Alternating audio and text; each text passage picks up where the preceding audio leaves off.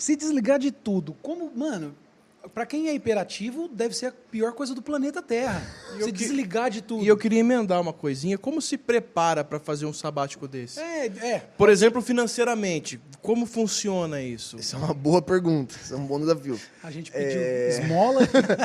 Porque assim, Jogo. o objetivo Vendi é minha que arte eu no e a Bru, a semáforo. gente tentou ser muito honesto do que era a prioridade. A nossa prioridade não era estudar, era descansar. Então, a gente não foi atrás da melhor escola, a gente foi atrás de um tempo que a gente tivesse livre, onde a gente tivesse nada para fazer, um lugar que a gente não fosse ninguém na fila do pão, que ninguém conhecesse a gente, que a gente não tivesse responsabilidades de igreja local, que a gente tivesse lá, tipo, estou aqui, servindo. estudava. Deixa eu receber na porta, só que a gente também queria estudar, porque a gente não conseguiria ficar parado por muito Sim. tempo. Então, a gente foi lá para fazer faculdade. Então, a gente foi fazer uma graduação em ministério. Então, a gente entrou mesmo para fazer faculdade lá. Então, a segunda prioridade era estudar, e a terceira prioridade era ter uma experiência internacional. Sim. Então, e na nossa sala lá, tinham pessoas de 34 países diferentes. Uau. Então, Nossa, eram pessoas cultura de é o que mais muito... tem. Era um choque cultural muito grande. Então, por exemplo, para se entender o nível do choque cultural, a gente estava numa aula de ministério pastoral, fazendo um estudo de caso, e a gente começou a falar de casamento arranjado.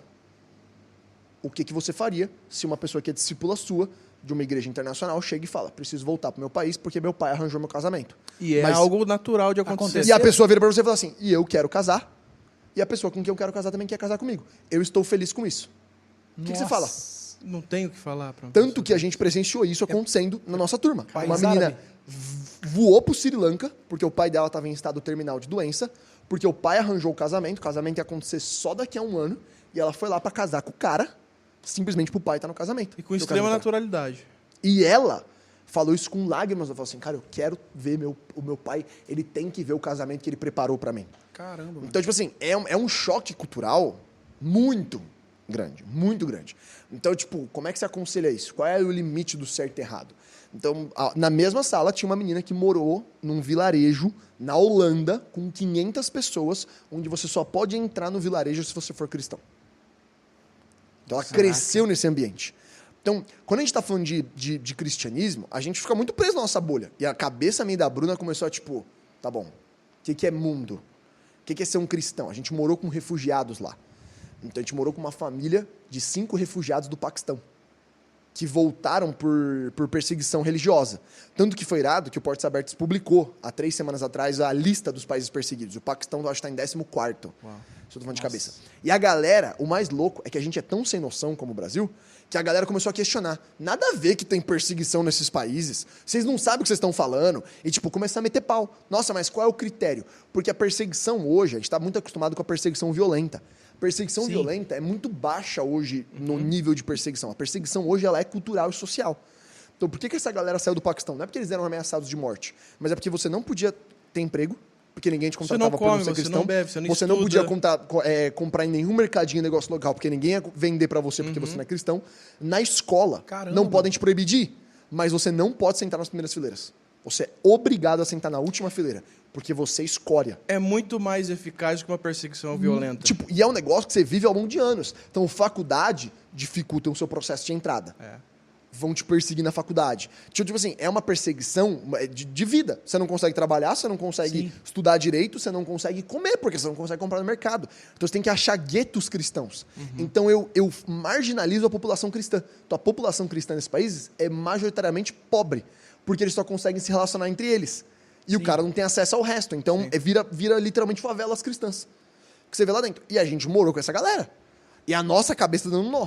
Caramba, Então, tipo assim, mano. cara, isso aqui é... Existem periferias cristãs, então. periferia cristã. nesses Tanto que... lugares. Você já viu falar no Cairo que você tem aquela parte que é cheia de lixo? Sim. Dentro da... A maioria das pessoas de lá são cristãs. Caraca. Dessa periferia, onde é o maior centro de reciclagem, é um bairro inteiro. Por quê? Porque cristão é periférico em Oriente Médio. Você é escória. Então você é jogado de lado e a chance de te baterem é bem menor, mas você vai passar os anos inteiros da sua vida, enquanto você confessar Sofrendo. Jesus como seu Senhor e Salvador, sendo uma pessoa marginalizada, sem poder ter acesso a boa condição de vida, a comprar em bons lugares, a ter bons empregos, a estudar em boas universidades, etc. E a Porque você é pressão para perseguido. se negar o cristianismo se Com torna certeza, muito não. maior. Você negou o cristianismo, a gente te insere socialmente. Automaticamente. Automaticamente. É só você se render a... Quase um passaporte de vacina. Não, é tipo, é você... Desculpa. É uma alfinetadinha política aqui. Você entra, se você se render nessa pressão, você assumir que você é muçulmano, frequentar uma mesquita e mudar a sua vida, te liberam. Então a gente viveu com essa galera. E a gente foi muito ofendido nisso. Porque outro país... É engraçado porque todas as pessoas que moraram com a gente eram de países de perseguição. Então tinha uma menina da Colômbia e tinha um cara da Malásia. E Malásia é um país majoritariamente cristão. Onde a teologia que predomina é uma teologia vitoriosa, triunfalista e muito humanista. Por causa do Joseph Prince dentro de Singapura. Sim. Então, e aí é um outro problema, né? A gente fala de hipergraça. Quando você traça a narrativa de hipergraça, que virou um negócio comum nos últimos 2 anos aqui no Brasil, você olha para Joseph Prince. Então você tem uma sociedade inteira pautada nesse tipo de cristianismo. Só que faz sentido eu pregar o que o Joseph Prince prega em Singapura. Por quê? Porque Singapura é um lugar que você leva uma multa de 10 mil reais por mijar na rua. Porque você pode ser deportado do país por mau comportamento. Tem um moralismo extremamente alto. Não, não é nem moral, é uma régua de performance. Você é um robô, mano. Você tem que entregar. Caraca, então você conhece uma pessoa de Singapura, algumas pessoas que a gente se relacionou, o cara parecia um esquilo. Reprimido, o cara é reprimido. Tipo, o cara era tipo... Tchau, avião. O cara... Naturalidade, é ao vivo. Amém. Será que é o Brunão vindo? Será? De helicóptero? Espero. Então o cara, ele é tão reprimido que ele tem uma necessidade de ser aceito por você. Caraca. Então toda a galera que a gente conhecia em Singapura tinha as melhores notas, os melhores horários, as melhores roupas. Porque o cara, tipo... É um super nerd, mano, da visão do brasileiro. Eu preciso atingir essa expectativa. Então, na hora que você olha pro cara e fala assim, ó, você não precisa se esforçar pra ser salvo, isso é uma ofensa cultural. Olha só. Então, eu preciso ser escandaloso. E isso faz todo sentido quando eu vou ver a pregação de Paulo pros romanos, eu vou ver Paulo pregando, falando do Deus desconhecido, onde ele aponta pra uma estátua helenística grega e fala assim, isso aqui é Jesus. Então, eu tenho que levar para um nível extremo, porque o contexto me pede a ser extremo. Então, quando eu pego essa pregação naquele contexto, faz todo sentido. Agora, importa essa pregação para uma cultura como a nossa, que é uma cultura do jeito. É uma cultura do aproveitamento. Onde a gente é programado socialmente para sabotar a regra. Sim. Como é que eu consigo fazer isso aqui mais fácil? Como é que eu consigo fazer isso aqui com menos esforço? Como é que eu consigo dar um jeito na conversa? Como é que eu consigo burlar a fila? Aí você traz uma teologia de graça. Para uma pessoa que já tem um padrão de buscar um acesso rápido. Então, eu não tenho essa sensibilidade de falar assim, não, essa pregação está num contexto social, num outro lugar do mundo, para um tipo de perfil de pessoa. Agora, eu importo só a mensagem, ela sai mais de contexto ainda. Então, a gente se relacionou com a galera da Malásia, onde você tem essa pregação... Cara, então essa convivência era extremamente cansativa, que você tinha que se moldar toda hora, não era? Assim, de maneira geral, ela não era cansativa, ela era delicada. Porque você tem que respeitar que a pessoa tá te ofendendo na sua cultura e você tá ofendendo ela. E os dois estão ofendidos. Numa simples conversa. E aí você vai exercendo misericórdia. Então, tá bom, deixa eu entender melhor o que você tá falando. E são pessoas de vários contextos, de várias idades, de várias formações.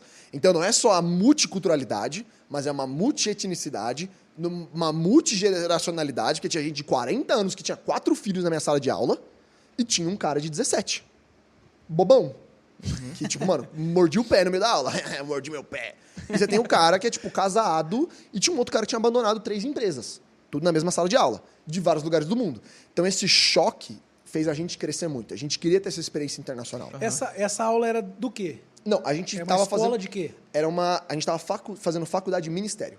Faculdade de chamado ministério? de diploma e ministério. Então, são 3 anos de faculdade, você tem várias matérias. Então, a gente teve ministério pastoral, a gente teve Antigo Testamento, Novo Testamento, a gente teve... Mas não é teologia?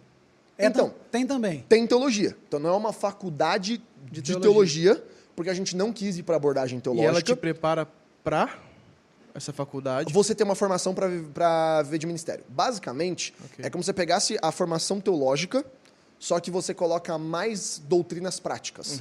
Então, tipo, ministério pastoral é uma doutrina prática. Então, você tem estudo de caso de aconselhamento.